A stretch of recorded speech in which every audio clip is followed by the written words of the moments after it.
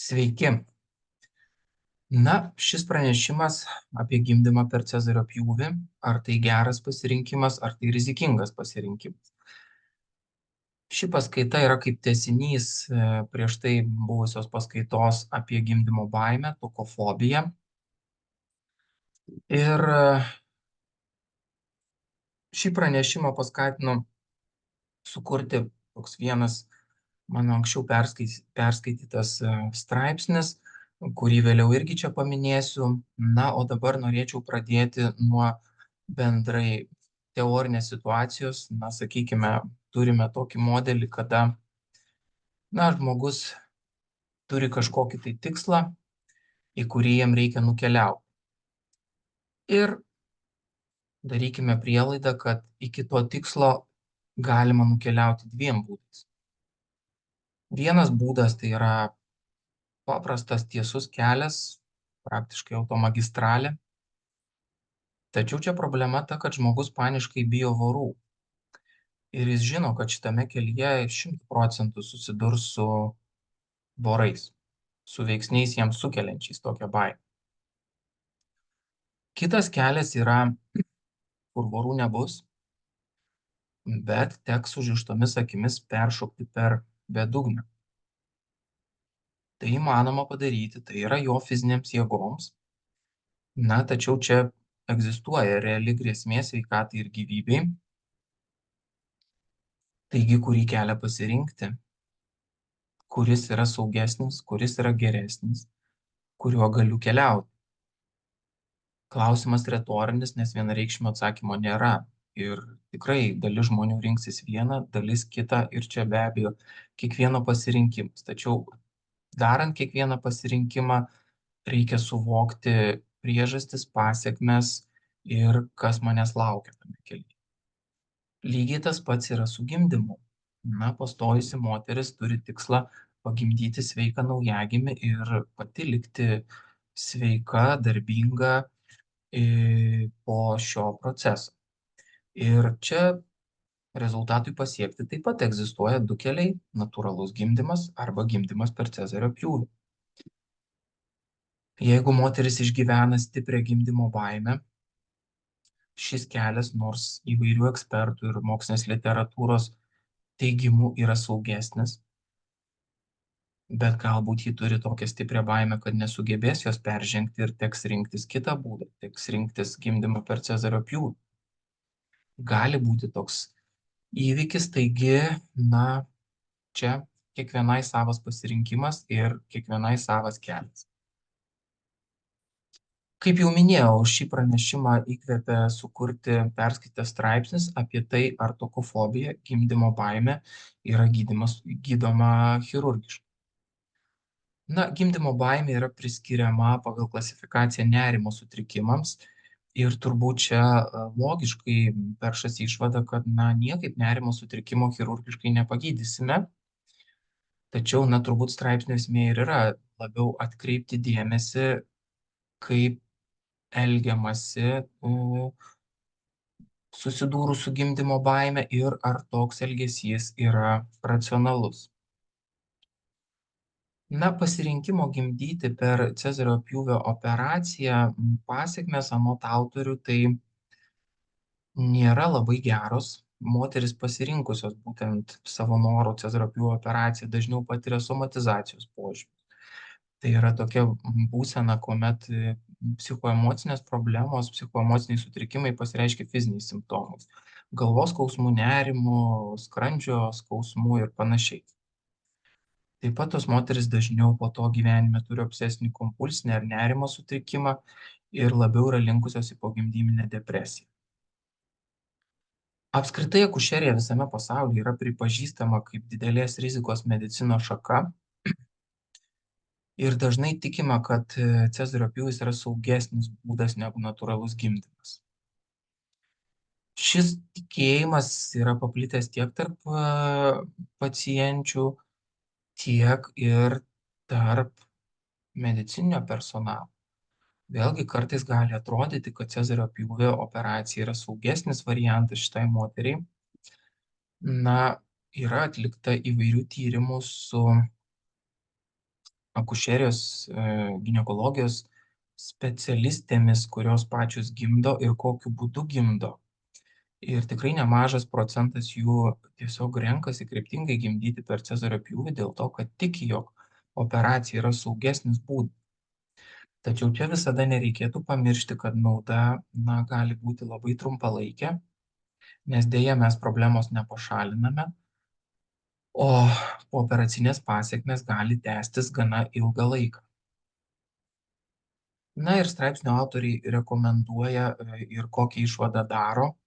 Tai yra, kad ši problema nėra gydoma chirurgiškai, tai vieną kartą atlikta cezario pjūvio operacija, tai nėra problemos sprendimas, o geriau būtų galbūt ieškoti šaknų, ieškoti priežasčių ir bandyti kompleksiškai dirbti su priežastimis sukėlusiomis problemą, tai yra taikant įvairias psichoterapijos taktikas bei pagal poreikį psichofarmakologinės priemonės, tai yra medikamentus.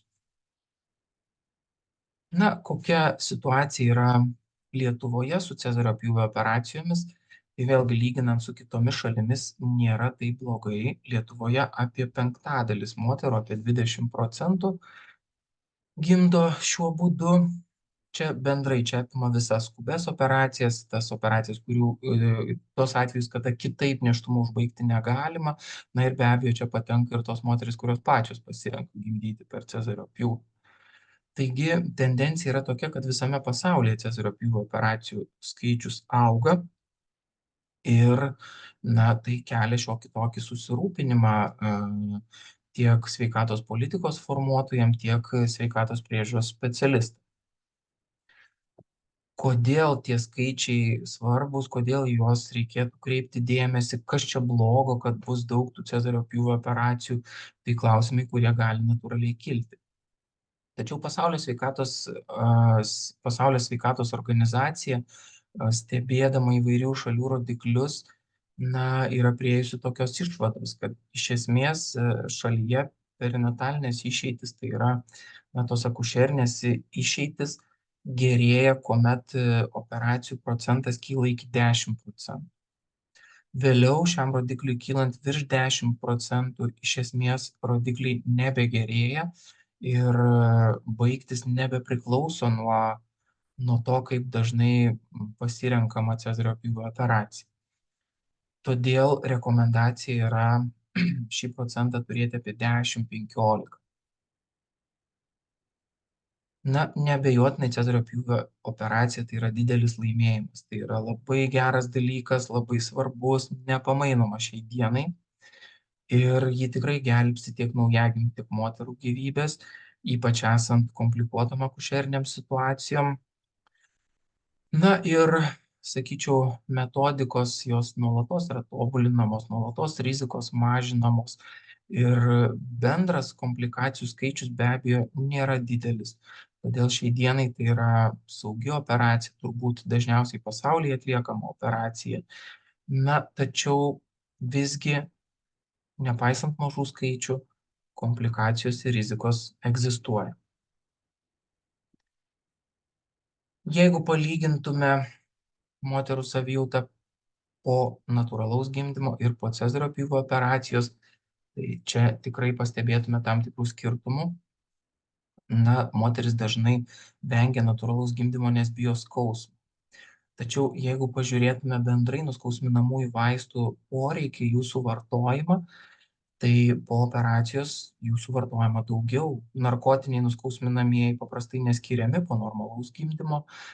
Kartais galima skirti fentanilį, pavyzdžiui, gimdymo nuskausminimui, bet po gimdymo paprastai jie nevartojami. Po operacijos paprastai 2-3 paras yra skiriami narkotiniai nuskausminamieji vaistai. Ir fizinis aktyvumas, galimybė judėti, pasirūpinti savo naujagimiu yra geresnė po natūralaus gimdymo. Todėl tokios moteris turi daugiau galimybių sėkmingai žindyti naujagimį ir rečiau susiduria su žindymo problemomis. Koks gimdymo būdo poveikis naujagimiui? Vėlgi čia yra mokslinių tyrimų ir yra ištirta, kad tam tikros biologiškai aktyvios medžiagos besigaminančios moters kūne gimdymo metu veikia ir vaisių ir padeda jam po to tiek geriau pasiruošti gimdymui, tiek geriau adaptuotis ankstyvuoju pogimdyminiu laikotarpiu. Taip pat ilgalaikiai stebėjimai rodo, kad naujagimiai gimę natūraliais takais turi mažesnę kai kurių lėtinių ligų riziką. Pavyzdžiui, bronchinės astmos, cukrinio diabeto, alerginių sutrikimų, nutukimo. Vėlgi, vertinant ilgalaikę perspektyvą, tai yra labai svarbu. Kaip jau minėjau, Cezario pjūvis tai yra iš tikrųjų rimta operacija, kuri atliekama aštriais instrumentais. Ir operacijos metu, nors ir nedažnas, bet galimas gretimų organų pažeidimas, pavyzdžiui, šlapimo pūslės, galimas kažkokių stambesnių kraujagyslių pažeidimas. Ir netgi nesančių pažeidimų, neabejotinai bendras netekto kraujo kiekis yra didesnis per operaciją. Jeigu po normalaus gimdymo normalu yra netekti iki 500 ml kraujo, tai po Cezario pjūvio operacijos normalu yra netekti iki 1000 ml kraujo. Tai reiškia, kad šis kraujo netekimas gali skirtis dvigubai. Na ir vėlgi, po operacijos galimos tokios komplikacijos kaip operacinės žaizdos hematoma, tai yra kraujosruva susijusi su skausmu, galbūt su žaizdos išsiskyrimu, su pūliavimu po operacijos. Bei žiūrint į tolimesnę ateitį, dažniau pasitaiko lėtinis dubens skausmas po atliktų Cezario pjūvio operacijų. Na, kad nebūčiau šališkas, turiu paminėti ir šitą momentą apie tarpvietės traumą. Be abejo, čia Cezario pjūvis yra absoliučiai saugesnis negu natūralus gimdymas. Cezario pjūvio metu tarpvietė nepažeidžiama. Na, nekalbėsiu apie tuos retus atvejus, kuomet moteris bando gimdyti natūraliai, ilgą laiką atrodo, kad jį pagimdys, gali būti netgi atliekamas tarpvietės įkirpimas, epiziotomija, tačiau po to paaiškėja, kad nepavyks pagimdyti ir atliekamos skubi Cezario pjūvio operacija. Tada tarpvietės traumos nepavyksta išvengti, bet tai yra ypatingai retos situacijos. Planinių operacijų metu ar kitomis aplinkybėmis atliktų operacijų metu tarpvietės audiniam traumos nebūdingos, nebūna jų. Po normalaus gimdymo tai įmanomas mažam kiekiui moterų, įmanomas didesnio laipsnio tarpvietės plyšimas, kuris po to gali pasireikšti tam tikrom lėtiniam problemom, sunkiu gijimu, gali įtakoti šlapimo ar išmatų nelaikymą, kuris dažnai būna trumpalaikis, po to praeina. Taigi, tarpvietės trauma po natūralaus gimdymo egzistuoja tokia komplikacija, ji pasitaiko, nėra dažna. Bet Cezario pjūvis čia turi pranašumą. Na, jeigu kalbėsime apie kitą nėštumą, be abejo, kiekvienai moteriai renkantis gimdyti per Cezario pjūvį, verta pasvarstyti, kiek vaikučių planuoju, kiek kartų planuoju gimdyti, todėl kad po Cezario pjūvio operacijos nėštumas gali būti sunkesnis. Gali būti sunkiau pastoti ir išnešioti nėštumą, didesnė patologinio placentos prisitvirtinimo rizika, tai gali būti priaugusi, peraugusi placenta, randos srityje įaugusi placenta, pirmigės placentos procentas didesnis po buvusių operacijų. Na, gimdos plyšimas taip irgi galima komplikacija. Procentas tikrai nėra didelis po vienos Cezario pjūvio operacijos, todėl po vienos moteris gali gimdyti ir natūraliai. Tačiau jeigu lyginsime su tomis moterimis, kurios neturėjusios gimdos operacijų, tai čia visgi procentas, tom, kurios neturėjo gimdos operacijų, yra mažas. Jom gimdos plyšimų beveik nebūna. Gimdos plyšimas dažniausiai susijęs su buvusiu randu. Ir vėlgi kiekviena ateinanti Cezario pjūvio operacija yra vis rizikingesnė už prieš tai buvusią. Todėl, kaip jau sakiau, renkantis būtent šį gimdymo būdą verta pagalvoti, kiek nėštumų planuoju, kiek vaikučių gimdysiu gyvenime. Apibendrinimui noriu pasakyti, kad vieną iš dviejų kelių vis tiek teks rinktis. Kol kas, nežinau trečio būdo, kol kas tokio nėra, tačiau pasirinkimas, kuo jis bus racionalesnis, kuo geriau suvokiamas kiekvieno būdo pranašumas, trūkumai, tuo tas pasirinkimas bus geresnis. Taigi, tiek natūralus gimdymas, tiek cezario pjūvis turi savo trūkumų, turi tam tikrų rizikų tiek moteriai, tiek naujagimiui. Todėl, visiškai absoliučiai saugaus būdo nėra.